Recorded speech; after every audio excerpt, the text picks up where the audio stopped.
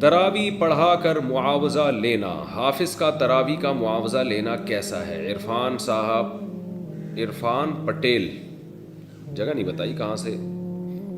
دیکھیں حافظ لوگ جو تراوی کی اجرت لیتے ہیں نا، یہ بالکل حرام ہے، ناجائز ہے، اس کے جواز کا کوئی بھی قائل نہیں ہے ہماری رائے میں، جو اب تک ہمیں معلومات ہیں، اور اگر کوئی قائل بھی ہو تو اس کی دلیل مضبوط نہیں ہے۔ خالصتاً قرآن کی تلاوت، نماز میں تلاوت کی اجرت ہے، یہ فرض نماز کی تنخواہ لینا، یہ اس کی جواز کی وجہ کچھ اور ہے۔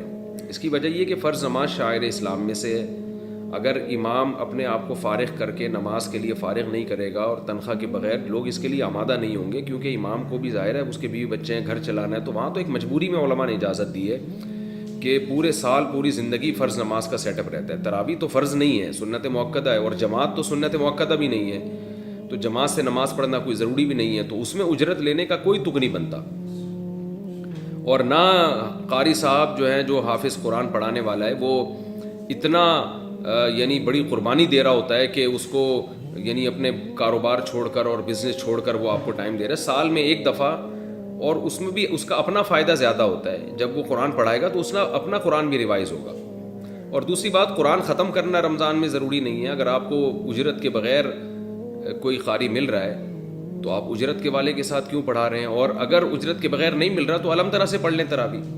تو اس لیے اس پر جتنے بھی صحیح مستند علماء ہیں، لوگ فتوے تو لے آتے ہیں، فلاں نے فتویٰ دیا کہ تراویح کی اجرت جائز ہے فلاں، لیکن جو مستند علماء ہیں اور مستند ادارے ہیں دینی ہمارے، ان سب کا مشترکہ فتویٰ یہی ہے کہ حافظ کے لیے، قاری کے لیے تراویح پڑھانے کے پیسے لینا جائز نہیں ہے، حرام ہے، ناجائز ہے۔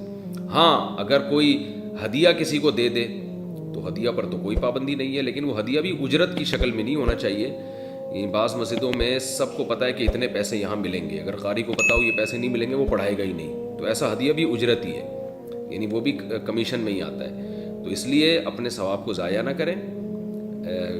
اگر کوئی قاری تراویح پڑھانے کی اجرت لیتا ہے یا وہ ہدیہ لیتا ہے، لیکن ہدیہ اجرت ہی کے طور پر ہے، اس کی دلیل یہ ہے کہ اگر اس کو یہ بتا دیا جائے کہ آپ کو ہماری مسجد سے کوئی گفٹ نہیں ملے گا تراویح کی، تو پھر دیکھیں وہ پڑھاتا ہے کہ نہیں پڑھاتا۔ اگر پھر بھی پڑھاتا ہے اس کا مطلب دل سے پڑھا رہا ہے، اور نہیں پڑھاتا اس کا مطلب اس کے پیش نظر ثواب نہیں ہے بلکہ یہ پیسے ہیں۔ تو علماء نے لکھا ہے کہ اگر کوئی قاری حافظ تراویح پڑھانے کے باقاعدہ پیسے لیتا ہے اور آپ کو پتہ ہے کہ پیسے نہیں دیے تو یہ تراویح نہیں پڑھائے گا، تو ایسا شخص کے پیچھے، ایسے قاری کے پیچھے تراویح پڑھنا بھی جائز نہیں ہے۔